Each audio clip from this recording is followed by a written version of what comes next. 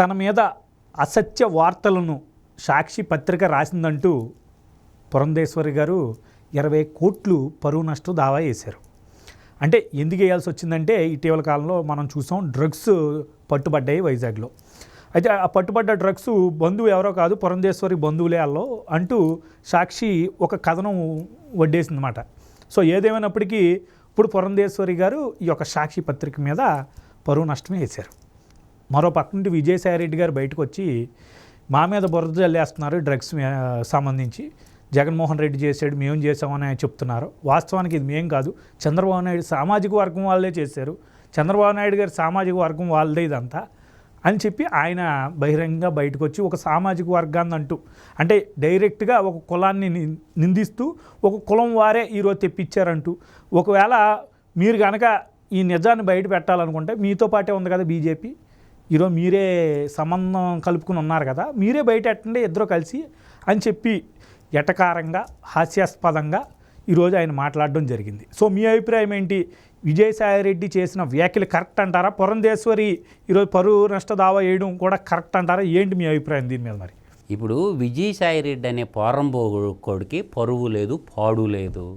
వాడు పెద్ద గజ దొంగ లెక్కలు చూసే దొంగ కంపెనీలు పేపర్ల మీద సృష్టించేటటువంటి ఒక దగులుబాజీ వాడు. దాంట్లో అయితే నేను క్లియర్గా చెప్పగలను. కాలం కర్మ కలిసి వచ్చి వాడు ఒక రాజ్యసభ మెంబర్ అయిండు. డైరెక్ట్గా ఎలక్షన్లో ఇప్పుడు పోటీ చేస్తుండ నెల్లూరులో. అర్థం కదా? ఈ ఏణుంపాకం విజయసాయిరెడ్డి అనేవాడు మా సింహపూర్ సీమ అని చెప్పుకోవటానికే మాకు సిగ్గేస్తుంది. ఎందుకంటే పుచ్చలపల్లి సుందరయ్య లాంటి మహానుభావుడు పుట్టిన జిల్లాలో ఇటువంటి దగులుబాజీలు పుట్టడం మా కర్మ, మేము చేసుకున్నటువంటి కర్మ. ఇప్పుడు పుచ్చలపల్లి సుందరయ్య గారు అంటే కమ్యూనిస్ట్ గాంధీ అంటారు కదా. ఈ భారతదేశంలో ఆయన గౌరవించినటువంటి వ్యక్తులు ఎవరన్నా ఉంటారా? పురంధరేశ్వరి మేడం ఏందే ఈ దగులుబాజీ వ్యాపారం చేస్తుందా? ఆమె పుట్టింది ఎవరు కడుపున?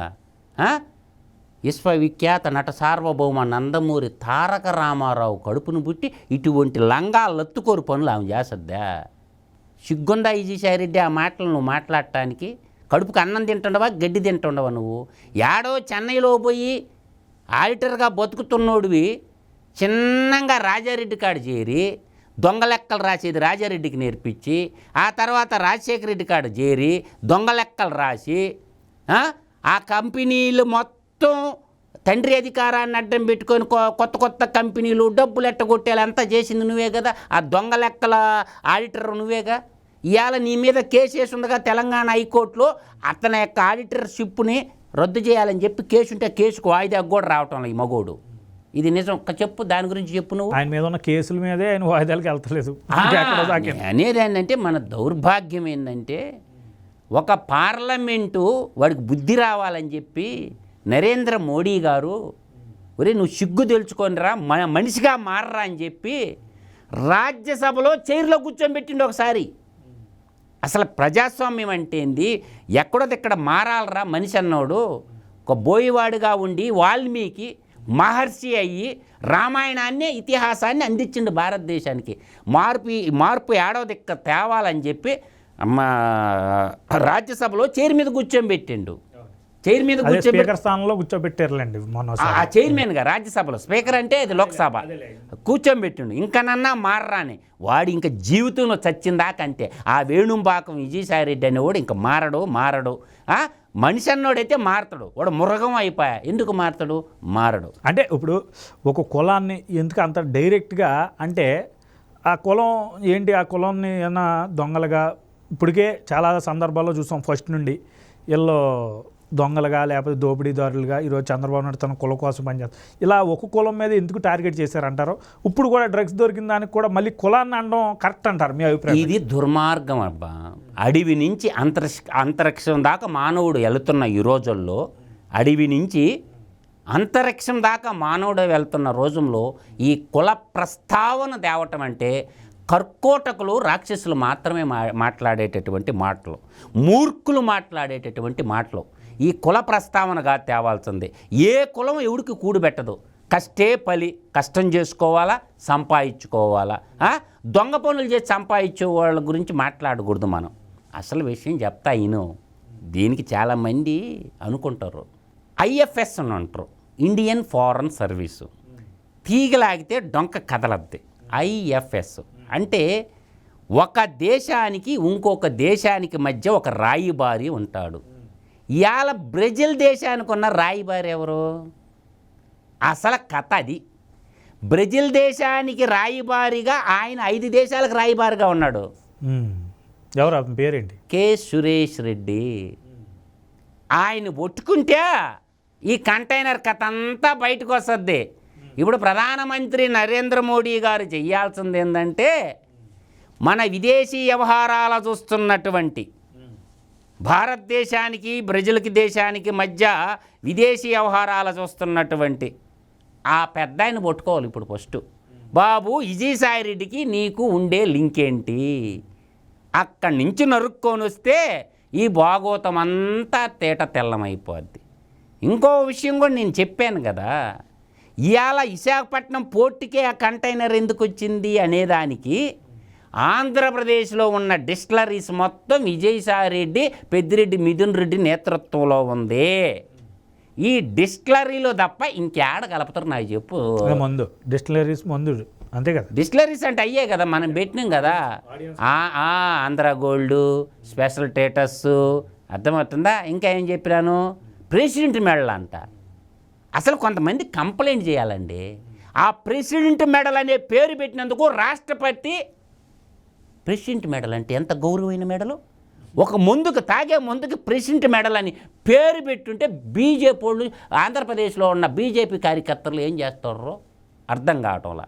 ఒక జాతీయ పార్టీ, దేశంలో పరిపాలించే పార్టీ భారతీయ జనతా పార్టీని కుక్కను కొట్టినట్టు కొట్టాలి విజయసాయి రెడ్డిని. భారతీయ జనతా పార్టీ కార్యకర్తలు ఏమన్నాడు, భావ జనతా పార్టీ అన్నాడు ఆ సిగ్గుమాలలోడు. ఆ రోజు విజయసాయి రెడ్డి ఆడ దొరికితే ఆడ కుక్కను కొట్టాలి మూసుకొని భారతీయ జనతా పార్టీ కార్యకర్తలు, ఆంధ్రప్రదేశ్ రాష్ట్ర శాఖ వాళ్ళు. ఏమన్నాడా, బీజేపీ అంటే ఏంది, భారతీయ జనతా పార్టీ అయితే ఏం తప్పుడు మాట మాట్లాడిండోడు, భావ జనతా పార్టీ అని మాట్లాడిండు. అది నోరా మోరా విజయసాయి రెడ్డి గాడిదే, ఆవిడది నోరే మోరేనా నాకు అర్థం కావటంలా. ఇవాళ పురంధరేశ్వరిని మీద ఏ మచ్చలు ఎత్తకాలనుకుంటే గురిగింజ ఎరగదంట, దాని కింద నలుపు ఉండేది. ఈరోజు కాంగ్రెస్ పార్టీలో ఉన్నప్పుడు కేంద్ర మినిస్టర్గా పనిచేసింది పురంధరేశ్వరి గారు. ఇవాళ ఆమె భారతీయ జనతా పార్టీలో ఉంది, రాష్ట్ర అధ్యక్షురాలుగా ఉంది. మద్యపాన నిషేధానికి వ్యతిరేకంగా పనిచేసి ₹1,00,000 మీరు ముందమ్మితే ₹700 బిల్లు రాసిర్రని చెప్పి ఆ నర్సాపురం కాన్స్టిట్యున్సీలో భీమవరం అనే ఊర్లో బయట పెట్టింది పురంధరేశ్వరి. ఆ రోజు నుంచి పురంధరేశ్వరి మీద టార్గెట్ చేసేశారు. ఒక సామాజిక వర్గం ఎందుకురా బాయ్, ఒక సామాజిక వర్గం అనేది డైరెక్ట్గా చెప్పరా కమ్మోళ్ళనే, ఎందుకు ఇండైరెక్ట్ మాటలు నువ్వు మాట్లాడుతుండవు? అంటే నువ్వు కరప్టెడ్ ఫైనాన్స్ రెడ్డివి. నువ్వు మగోడు అయితే ఏ రెడ్డో చెప్పరా విజయసాయి రెడ్డి. నీకు మగతనం ఉంటే, నీ అబ్బకే నువ్వు పుట్టుంటే ఏ రెడ్డో చెప్పు విజయసాయి రెడ్డి, నువ్వు అప్పుడు మాట్లాడరా ఇంకో సామాజిక వర్గం గురించి. నేను చెప్తున్నా, గర్వంగా చెప్తారా నేను పెద్ద కంటి రెడ్డి అని. నువ్వు ఏ రెడ్డివో చెప్పరా, నువ్వు మగోడు అయితే విజయసాయి రెడ్డి. నీ అబ్బకే పుట్టుంటే చెప్పు ఆ మాట, నువ్వు ఏ రెడ్డివో చెప్పే మాట్లాడరా అని చెప్తాను. ఇప్పుడు నా పాయింట్ ఏంటంటే, ఈ డ్రగ్స్ వ్యవహారాలు మనం చూసాం గతంలో, గుజరాత్లో పట్టుబడ్డం పోర్ట్లో. అప్పుడు ఆ వార్త కొన్ని రోజులు చక్కర్లు కొట్టింది, దాని తర్వాత మళ్ళీ ఆ వార్త వినిపించలే. మళ్ళీ అంటే దాని తర్వాత ఏం జరిగింది అనేది ఇంక లేదు, ఫాలోఅప్ లేదు. ఇప్పుడు మళ్ళీ ఇది జరిగింది, మళ్ళీ కొన్ని రోజులు అయిన తర్వాత మళ్ళీ ఇది అసలు ఏమైందో కూడా ఎవరికి తెలియదు. సో ఇది ఒకసారి మనం పక్కన పెడితే, గతంలో లోకేష్ గారు ఫుడ్ ఏదో తిన్నాడో వైజాగ్ పోర్ట్లో, చిరుతిళ్ళు చిన్నబాబు అని సాక్షులు వేస్తే దాని మీద లోకేష్ గారు సీరియస్గా స్పందించి ఈ యొక్క పరువు నష్టం వేసాడు, ఎన్నో కోట్లకి వేసాడు. ఇప్పుడు మళ్ళీ ఈవిడి పురంధేశ్వరి గారు దీని మీద పరువు నష్టం వేసింది. సో ఇలా సాక్షి మీద అనేక రకాల వ్యక్తులు ఈరోజు పరువు నష్టం వేస్తున్నారు. అయినప్పటికీ ఆ పరువు నష్టం తెవల్లో, ఆ పరువు నష్టం వేయడం వల్ల ఉపయోగం ఉందా? అలా అక్కడ పరువు పోతుందన్నా సరే అక్కడ సిగ్గుపడేటట్టు ఆ సాక్షి పత్రిక లేదు. ఎందుకు ఈ కేసు వేయడం? దీని తేవలదో పెట్టదో ఏమంటారు మీ అభిప్రాయం? దీనివల్ల ఏంటి జరిగేది? ఇప్పుడు విజయసాయి రెడ్డి నెల్లూరు పార్లమెంట్కి పోటీ చేసిండు సుబ్బు గారు, వస్తాడు కదా ఉదయగిరి, దేక్లేంగే చూసుకున్నాం. వాడు నెల్లూరు పార్లమెంట్లో ఉదయగిరి కూడా ఒక పార్లమెంట్ కాన్స్టిట్యున్సీ వస్తుండ బిడ్డ. యుద్ధం చేయడానికి వస్తుండ కదా, రా రా రా అంటున్నా నేను కూడా. ఉదయగిరి నియోజకవర్గానికి రావాలా విజయసాయిరెడ్డి, అప్పుడు తగలాలా.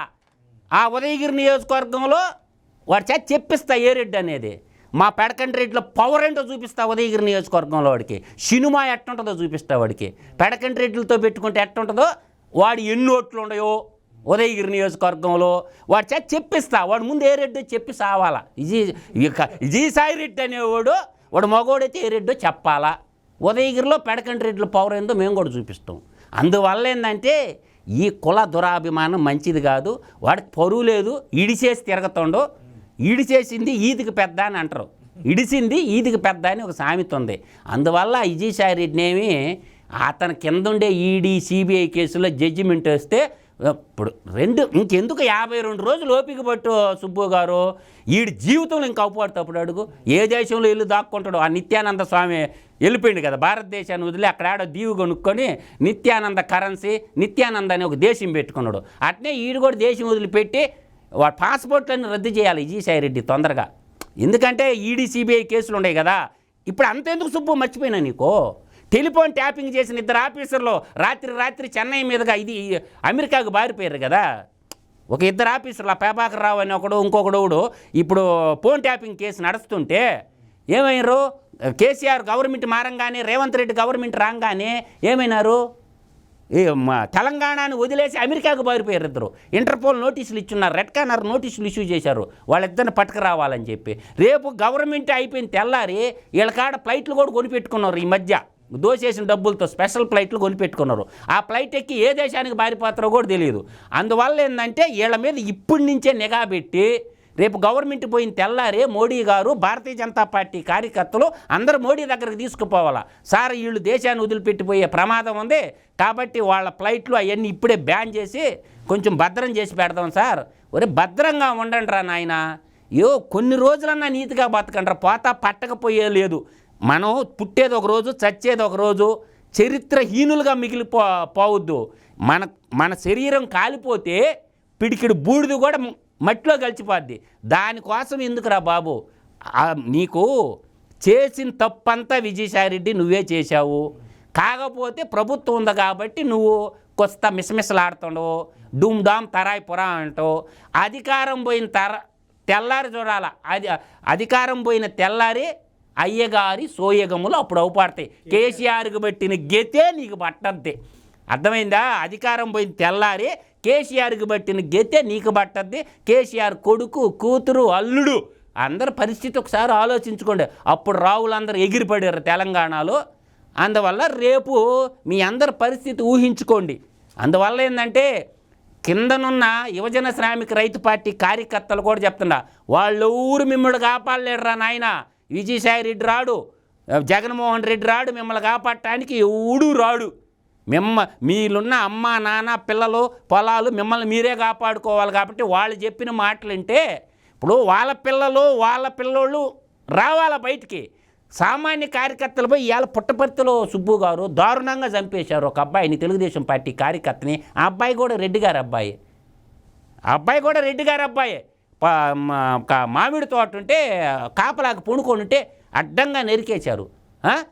ఇలా సైకోవిజంతో, రౌడీయిజంతో మనుషులు చంపేటటువంటి వాళ్ళ కాడ మానవత్వం ఏముంటుంది సుబ్బు గారు? మనుషులు చంపే వాళ్ళ కాడ మానవత్వం యాడ్ నుంచి ఏడ్చి వస్తుంది. వాళ్ళ మానవత్వం లేని రాక్షసత్వంతో నిండిపోయారు, ద్వేషంతో నిండిపోయారు, కులతత్వంతో నిండిపోయారు. అందువల్ల ప్రజలే తేల్చేస్తారు వీళ్ళ వ్యవహారాన్ని మొత్తం కూడా. వాస్తవంగా నేను చెప్తున్నా సుబ్బు, రెడ్లు కమ్మాస్ ఇద్దరు కూడా 6.5%, 4.5%, ఇద్దరు కలిపి కూడా 11% లేరు సుబ్బు. 89% బీసీలు, ఎస్సీలు, ఎస్టీలు, తర్వాత క్షత్రియులు, బ్రాహ్మణులు, వివిధ సామాజిక వర్గాలు 89% ఉన్నాయి. ఇవి ఒక 2 కులాలు ఉండే ఓట్లంతా 4.5%, 6.5%, 11% ఓట్లతోటి రాజ్యాధికారం రాదు కదా. ప్రజలందరూ ఓట్లు వేస్తే వస్తాయి. ఇవాళ మైనారిటీలు 8.8%, ఎస్టీలు 7.5%, ఎస్సీలు 15%, ఓబీసీలు దాదాపుగా 52% ఉన్నటువంటి ఇటువంటి దాంట్లో మనం ఈ కులతత్వం గురించి మాట్లాడుకోవటం బేస్లెస్ ఆర్గ్యుమెంట్. దొంగ అన్న అరిసినట్టుంది విజయసాయిరెడ్డి మాటలు. ఖచ్చితంగా ఎన్టీ రామారావు గారి కూతురు పురంధరేశ్వరి గారు ఆమె ఏ రోజు కూడా ఎక్కడ అవినీతికి పాల్పడింది కాదు, పాడు కాదు. ఆమె ఏ రోజు కూడా ఎన్టీ రామారావుకి చెడ్డ పేరు తెచ్చే ఎటువంటి పని కూడా ఆ మహాతల్లి చేయదు. కాబట్టి నేను నమ్మను. ఆ విజయసాయి రెడ్డి అనేవాడు, వాడి గురించి మనం మాట్లాడుకోపోవటం వేస్ట్ అని నేను చెప్పగలను.